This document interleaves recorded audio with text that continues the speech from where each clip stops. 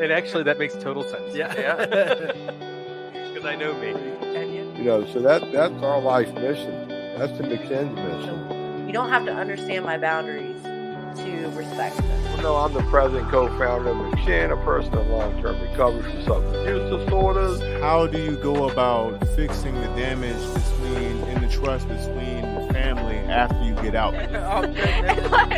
Okay, I gotta work on that. Celebrating my 6 months. Didn't have cake. Yeah. Gosh, she's scary.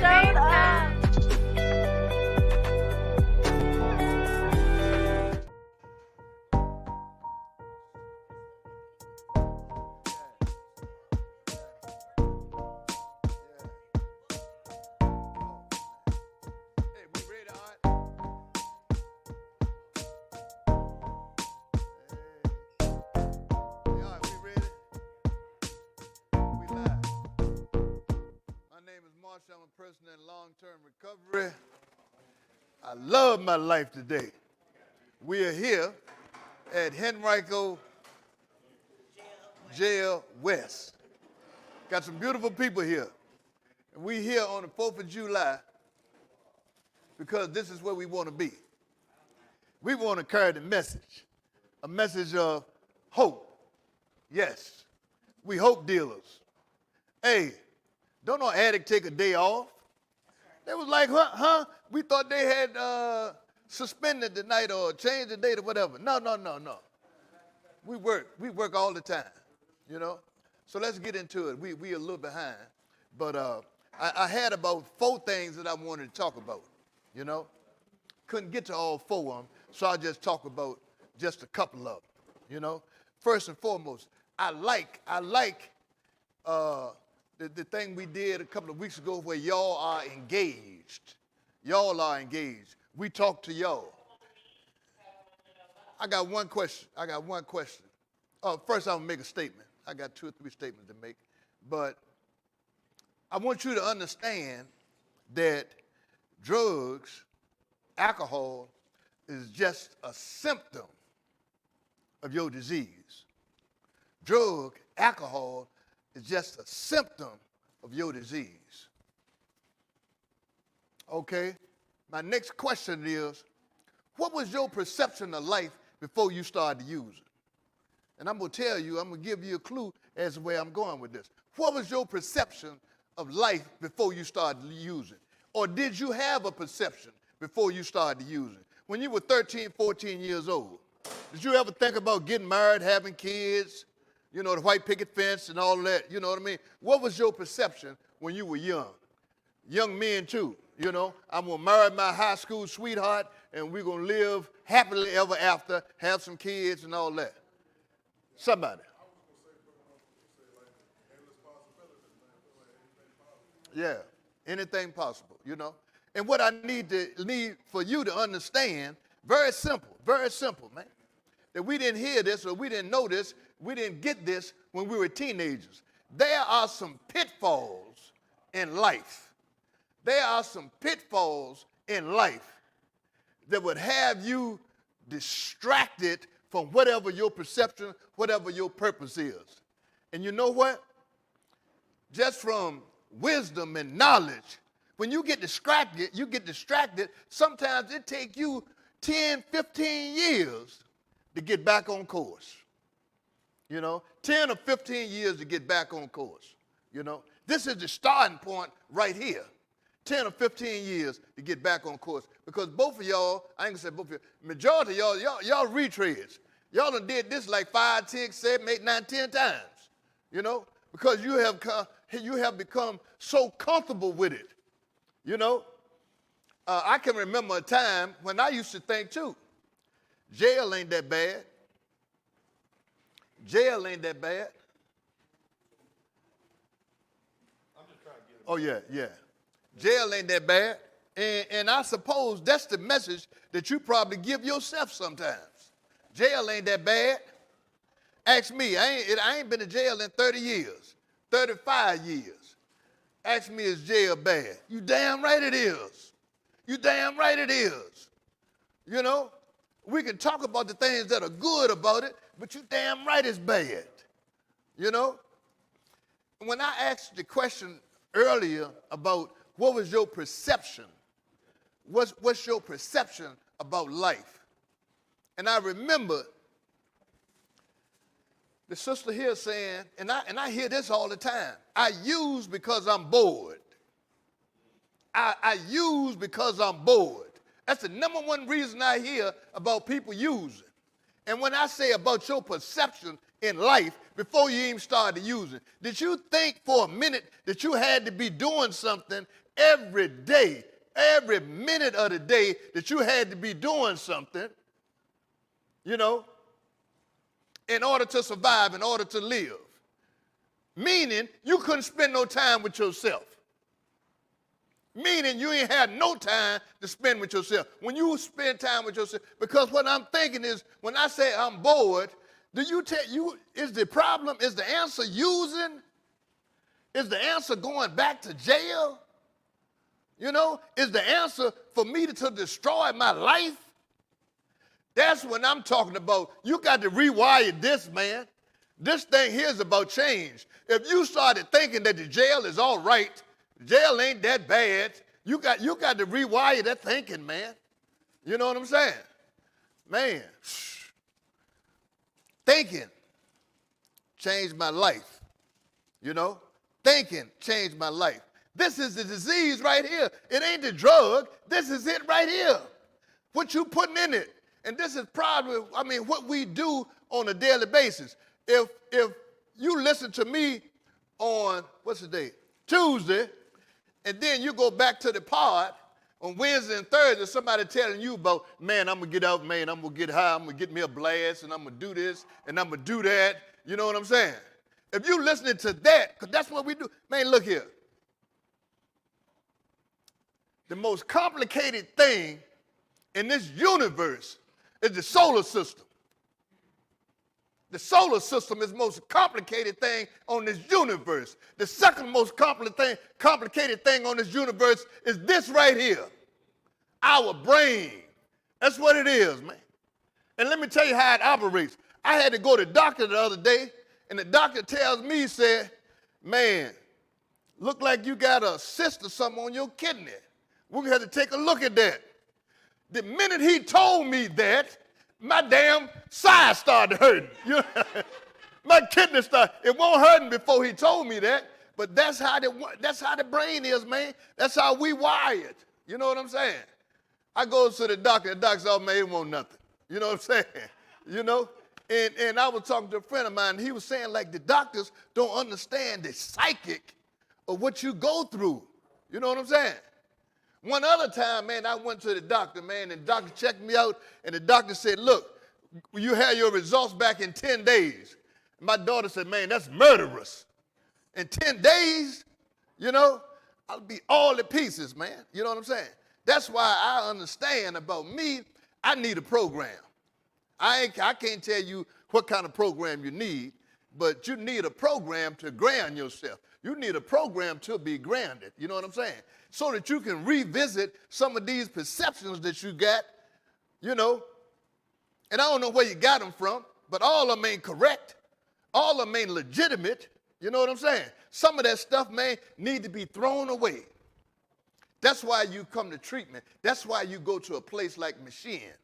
Every day you hearing something, because once we get to that pitfall that we talking about, which is drugs and alcohol, man, when we start to live in that thing, when we start becoming self-centered, you know what I'm saying? Everything becomes negative. The whole world is against me. Everybody that I know is against me. How I know that? Because that's how I used to think. And then I meet other addicts that think the same way. You know, it just ain't no difference, man. I mean, this thing is such that we have done research on it, and they know exactly what an addict, his thoughts and behavior. The minute you leave here and something don't go your way, you be like, oh, man, that bullshit ain't working. You know? Where they going with programs now is this, like, these programs are self-directed. It ain't on the program, it's on you. You know, what are you doing to change your thinking? You know what I'm saying? That's how it is, man. But again, man, you can go to a program like McShin, and man, these people will make you think you smart.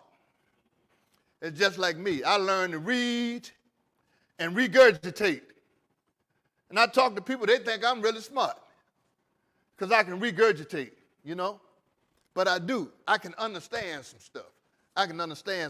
You know what I mean? Let me drop the mic with this.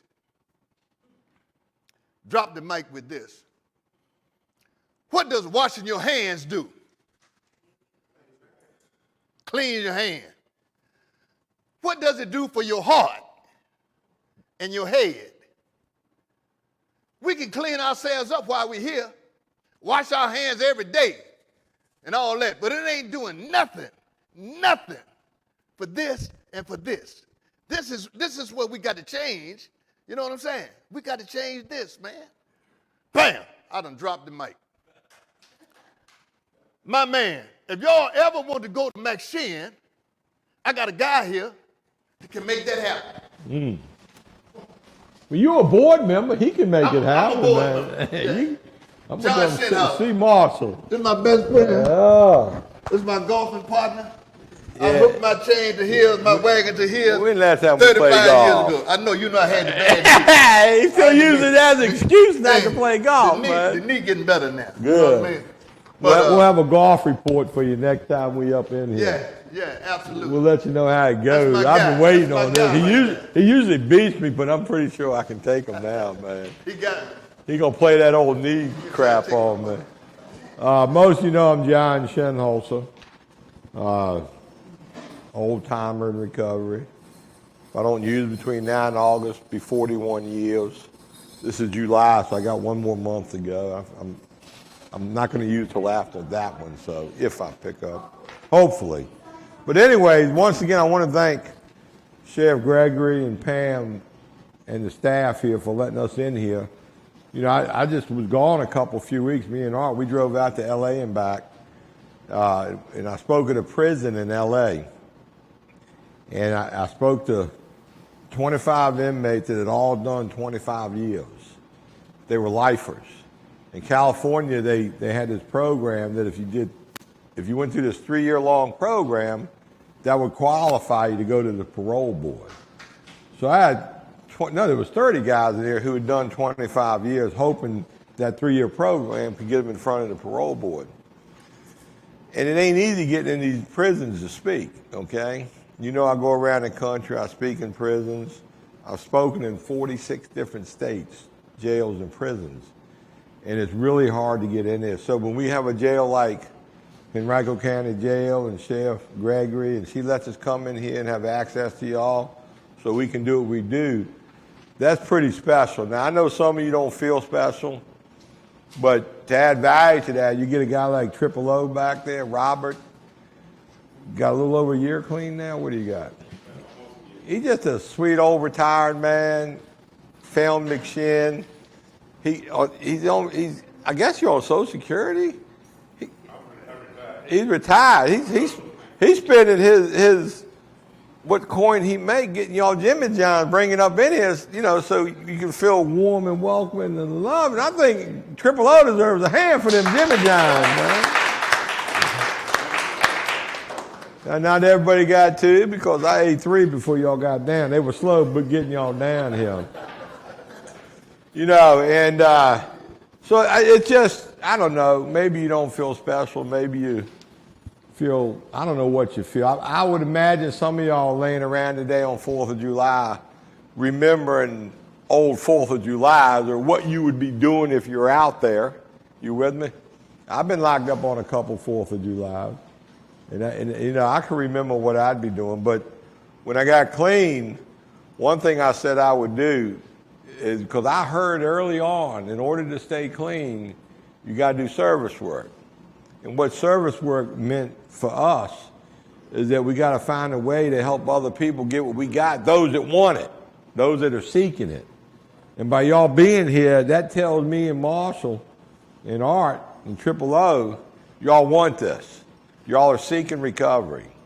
So I got up this morning. I knew it was 4th of July. I knew my day was going to start cutting grass. I got about an acre. I use a push behind. I'm trying to lose weight. I know I lost a couple pounds a day.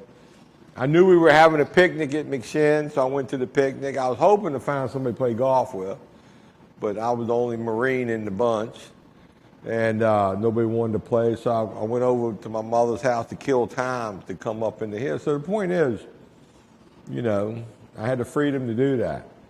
And the only reason I had the freedom to do that is because I listened to old timers. I listened to people that had been there before me, had the same struggle and troubles with addiction that I had, and they shared with me how they got out of it. And I could get out of it too if I paid attention to them. Now, I've only been arrested 12 times, 4 times in foreign countries, all before I was age 23 years old. I got clean BC before crack. You know, nowadays you get caught up in the system, it's hard to get out. Granted, you got it harder than I had it. But one thing we all got in common, one thing me and Marshall got in common, we got 3 things in common. We got the same illness, we got to do the same thing to recover, and we all have a relapse in us. And I ain't trying to use my relapse, so I keep doing service work. To be honest with you, I shouldn't say this because I don't want you to take it as a sign of weakness, but I actually get excited when I can come up in here and spend time with you guys, okay? And maybe to add a little value to that, I have a beautiful wife. I have a beautiful house, a beautiful yard, beautiful grandchild, children. I have a beautiful foundation. I've got a whole world of beauty out there I can choose to spend my time with, but there ain't nothing more beautiful than me being able to come up in here and carry that message of hope that you can stop using drugs and lose that desire and find a new way to live. See, that to me is it casts me out. I know it sounds weird and sick and twisted to some of you, but that's the reality. The drug get high ain't never going to be but so good. But the high I get in recovery, it gets better and better and better, and it's progressive, okay? Me and Marshall and Triple O and Art and the 2 speakers I got, you know, we know the value in that. We're chasing that recovery high. And once you get the good high, the good shit, you don't want to go back to that shit, okay? And all I got to do to keep the good shit is keep being willing to do service, plan some service around my life, and this is what happens. 2 speakers tonight. The first one is kind of like a husband and wife team. I'm not sure if they're living in sin, if they're actually married. Not legally, but trust me, they're more married than me and my wife. And one's going to come up here and share experience, strength, and hope, his addiction journey. One's going to come up after that and share her experience, strength, and hope as a family member and how addiction impacted her family and her life. And so without too much waste of time, let's start with Mo. Good warm welcome for Mo. I love you. Take all the time. Appreciate it. Yeah, you gotta cut me off because I'll start talking and forget. So America can have some time. What's up, y'all? Good evening. How y'all doing? I'm Mo, and I'm a person in sustained recovery from substance use disorder. What that means to me is that I have not found a need to use any mood or mind-altering substances in 5 years, 1 month, and 7 days. That's cool. I mean, out of all them numbers, the most important one to me, though, is out of them 7 days is to date, right? Because that's all I really concern myself with. Every day when I get out of bed, I just try to stay clean for that day. And then I accumulate all that time, and it's cool. You know what I mean? It really works for me. I will say that this is really cool, really special for me because back in '88, the very first bid that I did, or the very first time I spent in jail, I was in this jail. I was in here for 9 months. That was the first one. And then my very last bid, I went to the system and I did 4 years, and I was in the RISE program and I did the 3rd phase, and I was right up them steps right there. And this was the very last place I was incarcerated at. Over that amount of time, from '88 up to 2014, I probably served, I tried to add it up, I probably served about 10 years out of my life in jail and prison. You know, I'm 55 now. So, you know, that's a good little piece for me, man, because one thing, this last time I went to prison, and when I got locked up in 12, my daughter was 13. And then when I got out, she was 17, you know. I missed all of that first boyfriend, you know, shaking him up when he come to the crib. I missed that. You know, I missed the prom. I missed all the little first romance, breakup, you know, all of that. Missed graduation. You know what I mean? I missed that. And then as a result of me being incarcerated, me and her mom didn't get along. You know, we was married. We didn't get along. She had some feelings about some things. And I ended up not speaking to my daughter for 10 years.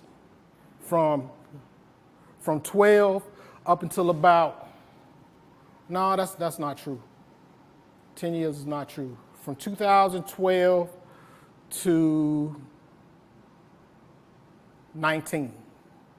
I didn't speak to my daughter because she wouldn't let me communicate with her. But then when she got old enough, she found out what I was doing. She came to see me, and now we kick it pretty regularly now. She was just over the house last week, had dinner and stuff. She called me, we kick it, talk about some things. You know, she got a personality like me. I'm a real laid back guy. I ain't about, you know, I'm too old for the rah-rah. I don't do that no more, you know. I love my life today. Just in the little amount of time I've been free from active addiction, I heard Shinhoser talking about it earlier, but I've acquired a few things. Me and my wonderful fiance, we bought a house together, $300,000 house. First house I ever bought in my life at 55. I was 53 then, I guess. Just a couple weeks ago, we went to West Broad Honda. I drove a car off the lot. 3 hours to get the car. I drove the car off the lot, had 44 miles on it. Nothing like that. I never been part of that before. Never. I got raised beds. I grow tomatoes and shit. I love that shit. I got a dog. She 10-year-old pit bull. She cool. All of that material stuff. I have a career. I work in the field now. I work in substance abuse treatment now and recovery, you know, and I love it. It's the most fulfilling thing. I was a chef. I cooked for 27 years of my life. Restaurants are hard work. It was cool. I thought that was the passion of my life. But when I originally got that job, when I started, I based what I wanted to call the passion of my life on the fact that all of my partners was getting jobs at like Philip Morris and back in the day like Hercules and all these type of places. They had to take drug tests. I couldn't take no drug tests. It won't happen. So I based me being able to, knowing how to cook and working in restaurants on the fact that I ain't had to take no piss tests. That's what I based what I wanted to call the passion of my life. That's crazy to me when I think about it today. I'm not here today to try to convince you of anything. I'm not here, I'm gonna be real honest with you. I don't hate drugs. I love getting high. Among my peer group, back in like 85, 86, I was one of the first people in my little clique that really knew how to cook crack. So I had a lot of people had love for me because I could bring it back. I was really good at that.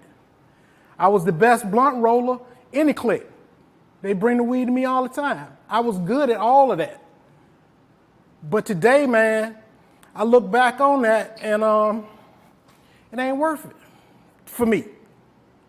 Like I said, I'm not here to try to convince you, you know, of anything. But what I am here to tell you today is that you do have a choice.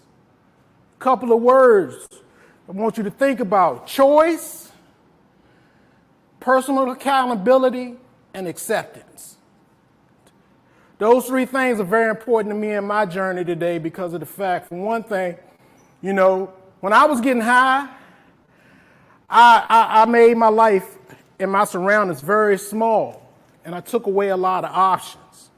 You know, though I did have a choice, the consequences of some of my choices are not things that I wanted to partake in. I had a lot of negative consequences behind my choices.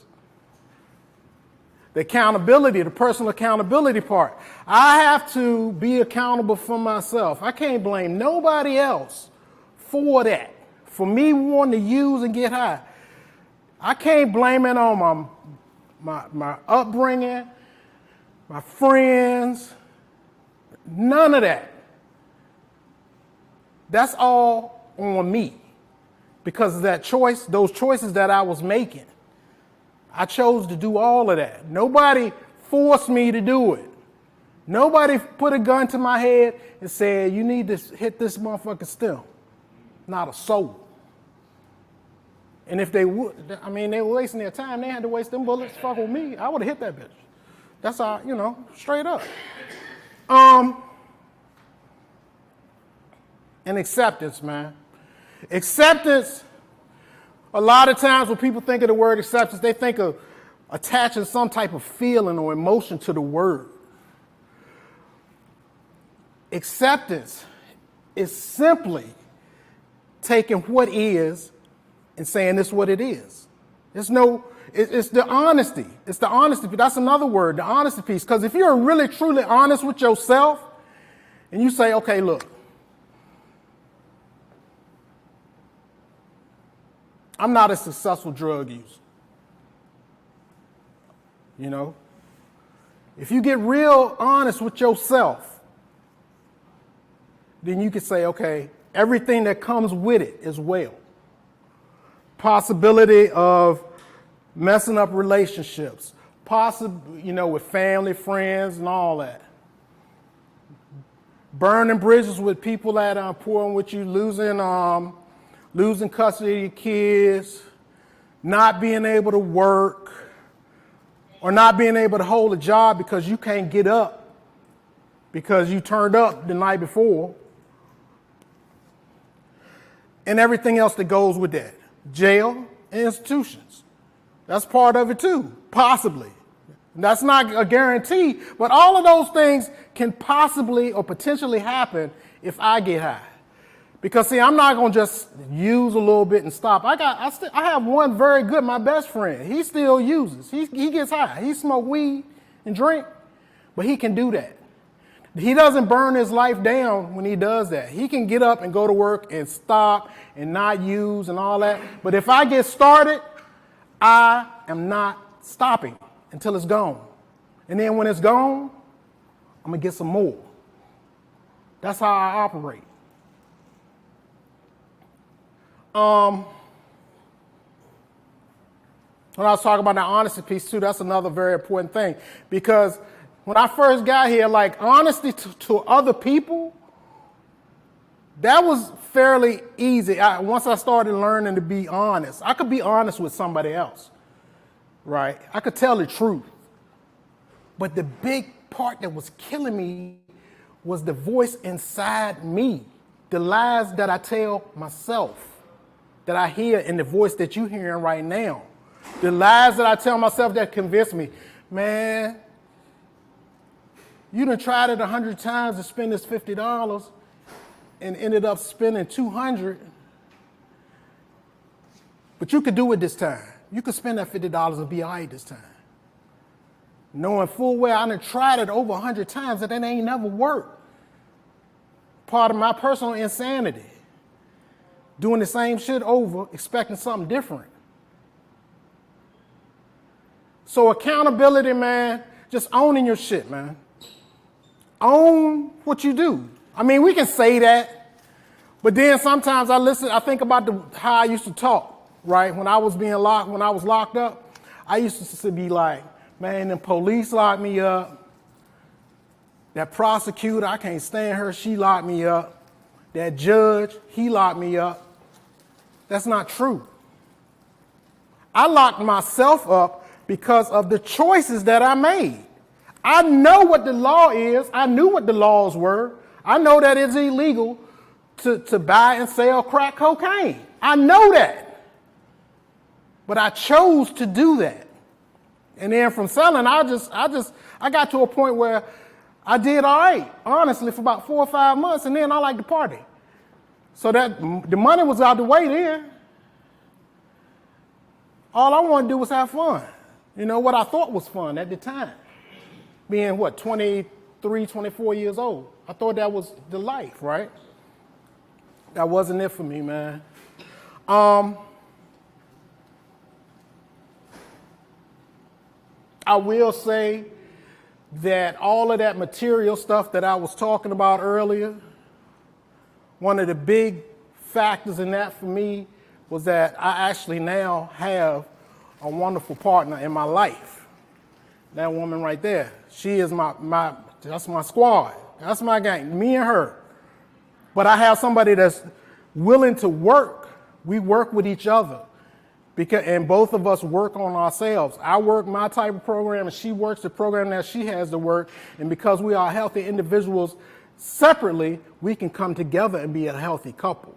See, I tell people a lot of times, this is the first adult relationship I've ever had in my life. And trust me, I've had a lot of relationships between back in the day and now with her. But none of them was healthy. This is the healthiest relationship because now I threw my picker was broke. It was towed up. I threw it away. I threw it slam in the dumpster because I was working on my will, what I perceived, what I thought I wanted, what I thought I liked. But I do now, I believe in a higher power. I'm not like a churchy dude. I'm more a spiritual person. I believe in the universe and karma and all that type of stuff. And I don't mind saying God because I was raised in a church. I went to church Sunday school every Sunday till I was about 15 years old. So I have no issue, but I just shoot. Sometimes I'll say God, sometimes I'll be universe, whatever. But I stopped walking in my own will. Walking in my will got a lot of the things thrown at me that probably I didn't necessarily need. I will also say this, just because I've been clean, I'm not perfect. Don't think that it's when you get clean, life's supposed to be sweet all the time now. That's not what life is. For me. That's not what life is for me. Some bad shit is still gonna happen. Some stuff that I don't necessarily agree with is still going to happen. But I do not have to use to cope with that stuff. I learned to handle. That's what adults, that's what they tell me, that's what adults do. Adversity comes, you can either choose to be stuck in it and wallow in the problem, or you can go to the solution. It's simple. I can be here and I can say, oh man, this is bad, man. And then, end up getting a fifth and trying to drink it away. But when I finish the fifth, the problem's still there. And then I probably added some more problems onto it. Because if I drink, then I might want to drive somewhere, put somebody else, myself, in jeopardy. A host of things can possibly happen, right? So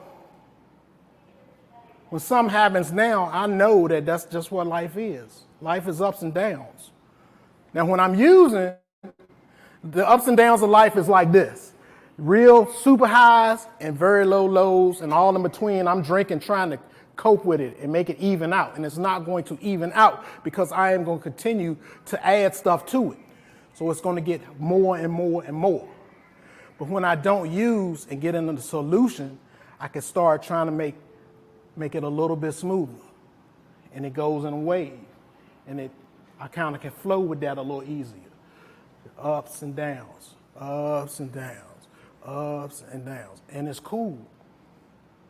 It's all right because I have learned some coping mechanisms. Because for one, I'm not cloudy anymore.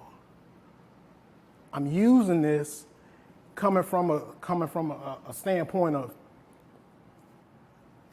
something better can happen. Now, for me, I have chosen the 12-step path of recovery. That's what has worked for me.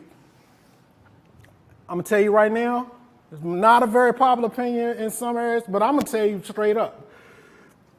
It's a lot of pathways out there now. 20, 30 years ago, probably 12-step was probably the main one that everybody knew, right?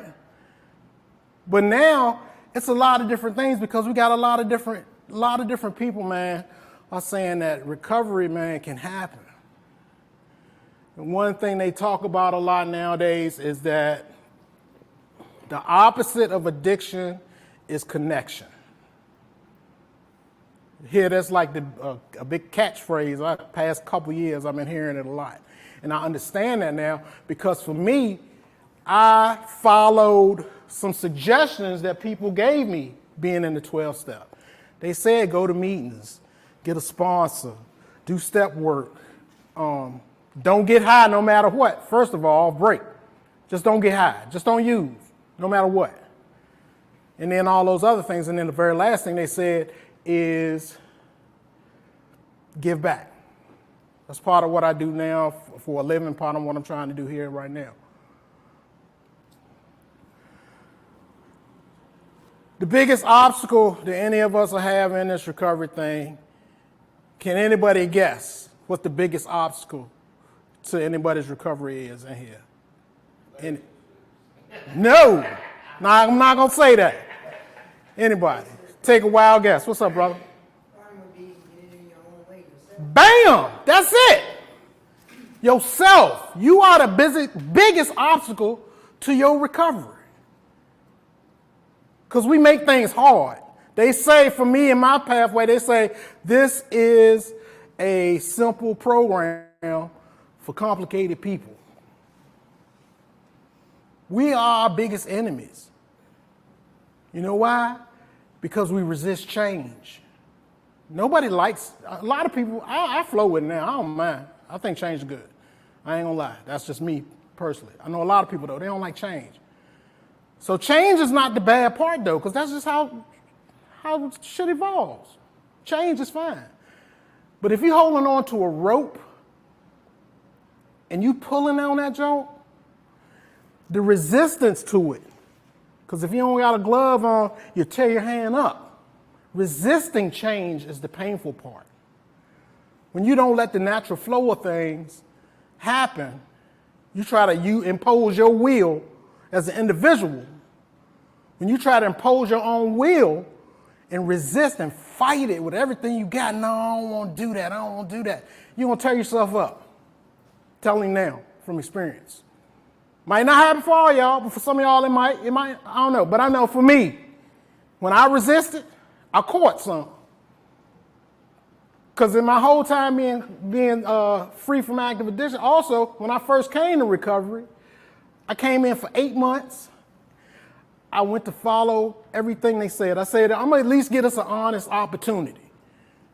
And when I say that, I say, if they ask me to do some stuff, they give me some suggestions, I'm going to go ahead and try to do it. You know, because at the end, they won't be able to say I ain't tried. Because if somebody give you 5 suggestions, and you do 3 of them, and you say, man, that ain't work. How you know it ain't work? You ain't try everything. So when I came in, I did that. I got a sponsor. I was going to meetings, step work, and all that, but I still had a little reservation because, honestly, my plan was not to stay. My plan was not to stay in recovery. My plan, under my will, I was going to dry out a little bit, get clean, let some of the chemicals get out of my system, and then I was going to be all right, and I was going to go back at it. But then something happened, man. I started to actually see shit getting better. It was little stuff, but that's the type of stuff I look at. I look at like little stuff, man, that started to change for my life. I said, hold on, man, well, let me stick around a little bit longer. So I just kept sticking. And now here I'm still clean 5 years later. And my life, the only things I really wanted, other than not wanting to stay, but when I was thinking about it, I was like, okay, because at that time I lost my license in 2002. I caught 4 driving on suspended in 1 month, and they took my license, and I ain't never get it back. So 2002, I lost my license. So I wanted to get my license back. I wanted to try to work on my credit some. And I don't know, I never had a problem with working. My story is not like being homeless. My story is not working because I always had a job. That's one thing. My dad from back in the day, since I was 17, I always had a job. But cooking was easy. I could do that shit blindfolded, high as gas, all the time. I did. But that's the only thing I really could think of. Getting my license back, maybe getting a car, getting an apartment, little jump down in the fan somewhere so I could be close to the bars and enjoy myself. And then all of that material stuff 5 years later, it's just 5 years. It didn't take no time. It didn't take no time. And my life is still getting better. I will say that at the end of August, I'm going to Spain for 2 weeks. First time in my life I've ever been out the country. But it's not as difficult. That's the type of stuff I used to think about back in the day, man, that'd be cool, but it won't on my radar. But now, save a little money, prepare, make reservations a year in advance. Not as expensive as I was thinking.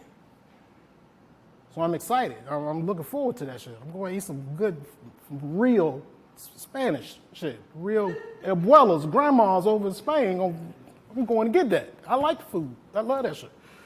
I might have substituted some for the weed, but whatever. I'd rather be full than high as gas right now. My life ain't nothing, no complaints.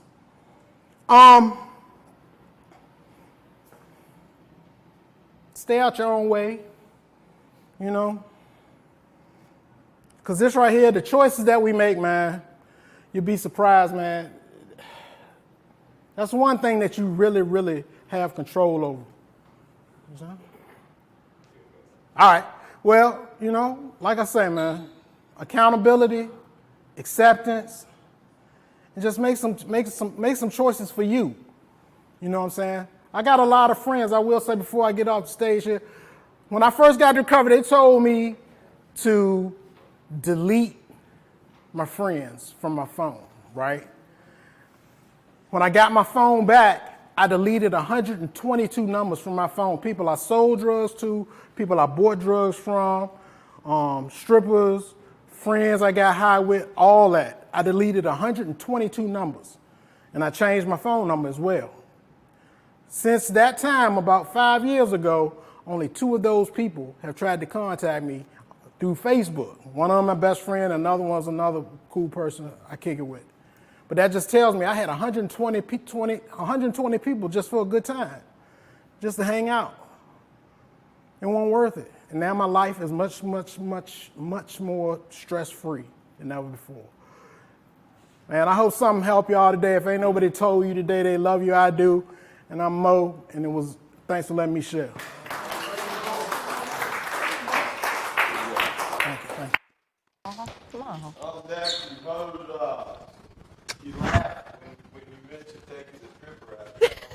Oh, I met her. She was a little special. Mary Allen, she's on the McShin board right now. She's got 2 board members there tonight. But she's a wonderful woman. I know she's got a story you want to hear. I'm sure you get plenty out of it. Mary Allen, come on up.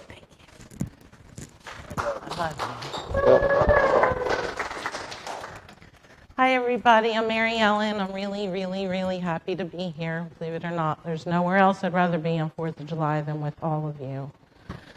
Who am I? I am the daughter of 2 people, my parents, who both struggled with substance use disorder my entire life. Grew up in New Jersey. I'm the proud partner of Mo, who's in long-term recovery. I am a proud board member at McShin Foundation, where I have the ability to put purpose in my life. I'm also a board member at Where You're At Foundation, which is a harm reduction nonprofit.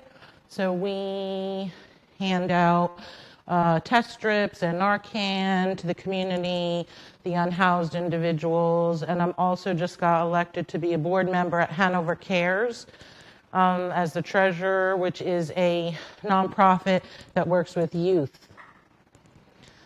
I'm going to try not to cry, but I probably will. My most important role in life is that I'm a mom. And I have an older son, Alex. He lives in Northern Virginia. He's 27, and he's a counselor for at-risk youth. and my son DJ, Demetrius James. He died on April 4th of 2020. He was 19 as a direct result of his struggle with substance use disorder and his mental health. So though at the time of his death, he had about 6 months in sustained recovery. It was the start of COVID, which I know is really hard for a lot of people. He died by suicide because he lost that connection. You know, Mo was saying how the opposite of addiction is connection. I saw that firsthand. With my son struggling when the whole world shut down, he was unable to, you know, follow his pathway or see the people that were helping lift him up. And it was really difficult.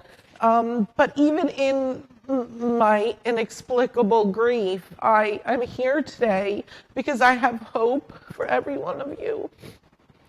And you are loved, and you can do this. My purpose is that if I can help one of you today, and I can put my head down at night, then I can honor DJ by helping one of you, because what I don't want is your mama or your dad or your child or your spouse or your boyfriend or your girlfriend to be up here talking about how you're no longer physically present in this world, because it is not easy. So even 3 years, I mean, the grief that I have, I carry it with me. I walk alongside it every single day. But it's really important for me to deliver a message of hope so that we can change the trajectory for you guys, for your family, because it is possible. I am very all pathway oriented human, meaning there is a pathway of recovery out there for you, and don't ever give a shit how people judge that. You have to find what works for you. That could be medically assisted treatment with Suboxone, methadone, Vivitrol. It could be plant-based with cannabis or kratom. I am here to tell you that whatever you find that works for you, that gives you that purpose to get up, to be a productive member, to be able to talk and hug the people that you love, do that. Spend the time while you're here looking into and educating yourself to a pathway that you would be willing to try it and keep trying it, because if you fall down 7, you get up 8. You know, I want you to love yourself enough that you know that you're worthy to be here, that you're not your mistakes or what you did. You know, the trauma that most people who struggle with substance use disorder and or mental health is real. I mean, I'm the product of, parents who struggled with substance use disorder my entire life. I get the trauma that brought into my own life and my lack of parenting in the beginning. And while I've never struggled with substance use disorder, I've been around it my entire life, and never until I met John Shinholzer and my son started to be involved at McShin from a young age did I actually educate myself about the brain disease. And I, for the first time, understood that even though my parents loved me and they did the best they could, they were just sick. You know, that their brain was hijacked by this disease. And so by learning and educating, then I can give back to my family some of that. Now, we all don't come from perfect families, but I guarantee you, if you lay your head down tonight, that you could think of at least 1 or 2 people in your life that unconditionally love you. And while I wish it was your parents, it may not be. You know, that wasn't my story. Maybe it's a grandmother or a grandfather or a sibling. There are people in your life that I guarantee love you enough to be there, to help you, to give you a hand up, to own a piece of this illness that we're responsible for. So yeah, none of you would choose this. I know my son DJ did not wake up at 14 and be like, I'm gonna fucking be a drug addict. I'm gonna, this is gonna be my life. I know that I raised 2 boys the exact same way, and one got his master's and one is dead. It is really not your fault. None of you have any fault in this, but we all have a responsibility to heal. And that responsibility to choose to heal or find a pathway of recovery lies within you. It's there. I believe in you. And it looks different for everybody. But unless you try it, you don't know. But it is out there. So I venture to think there's some people in your family that you know love you and they're willing to do what it takes. And that's also them maybe working a pathway of recovery. I might not use, but it affected my life and I became unhealthy trying to manage my son's illness or my parents' illness. And by going to my own recovery groups for people that love someone who struggles, I learned for me, tough love wasn't it. I tried it. I tried it in the beginning, telling my son, I didn't love him unless he wasn't using. And what I learned over time that did for him was only fed his already, the guilt, the shame, the shit he felt about who he was. I was feeding the disease instead of feeding love. So I chose to work, a program that's called CRAFT, and it works on learning how to communicate and love your person, whoever that is, who's struggling, exactly where they're at in every moment, without trying to give that disease permission to thrive. So Mo and I, because I met Mo because of my son, I was bringing my son to a 12-step meeting. I was going to a family meeting, and there was Mo. So sometimes when I hear these stories, I didn't know him. I've only known him while he's in recovery, and it's hard for me to picture because he's amazing, but he works really, really hard at it. He works really hard at it. So anyway, there is a way that us as family members, the tools are out there for us too. It's our responsibility to learn to heal and work a recovery program, just to be supportive. For me, it was loving my son where he's at. When my son actively used, I'm not gonna lie, I gave him things that he would use safer. I gave him things like fentanyl test strips and Narcan and talked to him. I did not make the disease what defined him. He spent several months incarcerated in juvenile detention. When I would go there, I looked at him and spoke to him like a human. You are not your disease. And I'm sorry if you don't have people in your life that are willing to do this, but again, I venture if you lay down tonight, you can think of 1 or 2 people that are willing to educate themselves and be there for you like you deserve. Because I think when my son, chose to unalive himself because this was so much for him, the letters he left me with were amazing and beautiful. And he thanked me for practicing loving him where he was at. He said, if love could have fixed him, he'd still be here. But what I don't have that a lot of people I know who've lost a child is that guilt or shame. Because some people, their children dies, and they hadn't talked to him for a year because they tough love them and said, I don't want you in my life unless you're clean. Well, fuck that. There is nothing standing in the way of my child and our relationship, certainly not his addiction, because he's more than that. You're each more than that. You are each more than what put you here. We all make mistakes. If Morris, at his age, who spent nearly a decade, could become this productive citizen, any of you can. You're never not enough. I just ask each of you to look within and figure out what could recovery look for you. I mean, of course I'm partial to McShin because I'm a board member, and it's like when I woke up today, I knew I was excited. I was sad that my 4th of July wouldn't include either of my children, because the older one is in Northern Virginia, my other one's dead.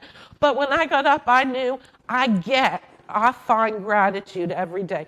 I get to go to McShin for a barbecue, a cookout, and I get to share space with other people that are trying to do the next right thing, that are trying to heal and recover. And then I get to come to Henrico Jail and talk to other people who might feel marginalized. And that makes me sad. Because what I want for each of you is to love yourself and find that connection. So for me, all along this journey, when DJ first started struggling with addiction, my people were other parents who had children struggling. That was my group. That's who I leaned in on. That's who I talked to. Those are the groups I went to. And on the days where it was a lot for me to carry, they helped carry it for me. There are people out there like that for you, whether it's 12-step, Dharma recovery, which is Buddha-based, SMART recovery, medically assisted treatment, faith-based, Celebrate recovery. We are, like John said, in 2023, there are lots of options. I believe that you will find one that works for you. Some people it's exercise and meditation. There is something in there outside in here that you can spend your time on that healing journey. When my son died, it became other moms that lost a child. And trust me, there are days that I can't carry it all. It is too hard to carry the grief sometimes. But other moms like me, they help me carry it. And on the days that I'm strong, I can help carry their grief too. Well, people in the recovery community, that's what they will do for you. There's a pathway of like-minded people that you will find that will help carry you on those days you can.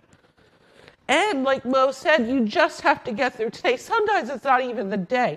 I just have to get through 10 minutes. Sometimes I feel like I'm brought to my knees from the sadness, but I just need to get through the next 10 minutes.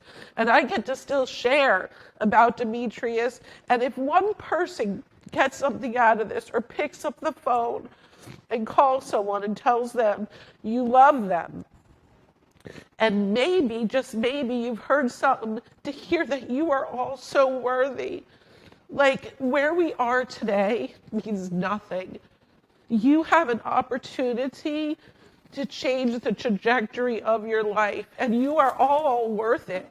I don't care what you did. I don't care how you grew up. I don't care if you have money or not. You have a purpose to be here, and I believe you can do it. The other thing that's really helpful for me is gratitude and not being a victim. It's hard on days not to feel like a victim, like my life sucks, my kid's dead, I grew up a certain way. I took my life back by saying, okay, but I get to do certain things.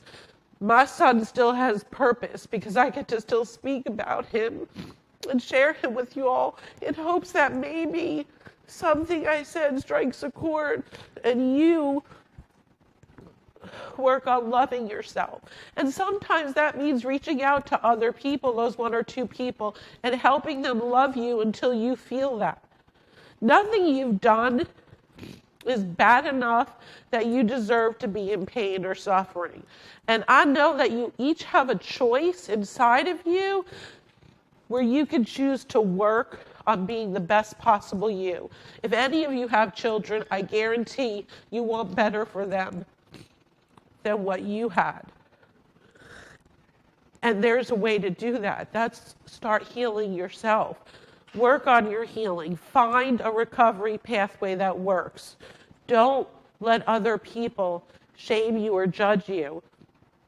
I mean, I look at all of you, you're beautiful, you're handsome, you are intelligent. I know this even without speaking. I mean, I can see it in your eyes. There are people out there that love you, and they need you to be here. And so make the best of your time here by trying to figure out a plan of what you're going to do when you leave here. And hopefully that might include McShin. I have a scholarship set up there for my son to help people. There's nothing more I'd like to do than to help marginalized people that come out of incarceration, because you're not forgotten. Trust me, there are plenty of parents that can peel out the hundreds and send their kids there, and they really don't get it. But if you really want it, show up at McShin, and I'll use my son's scholarship for you. Because I believe, as I look in each of your eyes, that there is some piece of you that wants to do better, that there are people out there that love you and that you don't want them standing up here being me. You don't. And the greatest joy I receive when I go to McShin and to see the people that are thriving because A, they heard my story, or B, they're there on my son's scholarship, or C, I just am an active board member. I like to know the people that are there. Not a lot of people might have family that feels welcoming. Practically every holiday, Thanksgiving, Morris and I, he knows how important it is to me because he's a little antisocial. If it was up to him, it would just be him and I. But for Thanksgiving, we had 2 humongous dinners. I'm Italian, I cook, it's how I show my love. And all day long, people in recovery came filtering through. A lot of people who have maybe burnt some bridges or their parents wouldn't welcome them back. And to me, it was pure joy seeing these people new in recovery or with some time just coming and feeding them and loving them exactly where they're at without judgment, making them feel loved. That's something that sustains me in my grief. It's what gets me up every day, that by the time I leave this earth and get to join my son again, that I can know that I continue to make a difference and love people that felt unlovable, because you're not. And just to encourage you to think about some gratitude, think about the reasons. You have to do it for you, but I know if there's any parents in here, I guarantee your kids could be a good inspiration to get this shit right, because you don't want them sitting there, and you don't want to be up here talking about your dead child. And so I'll just leave you with that there is so much hope for you. I believe and love each and every one of you, even if I don't know you. And I want you to have that same level of love for yourself, to believe that you're worthy to find that healing journey, whatever it is. And when you do get out, if you want a place to go, DJ's Fund is there. You got to work for it. I usually do it 2 weeks at a time, but I will extend that to anyone in this room because I want you to heal. I love you, and you're all worth it. So thank you.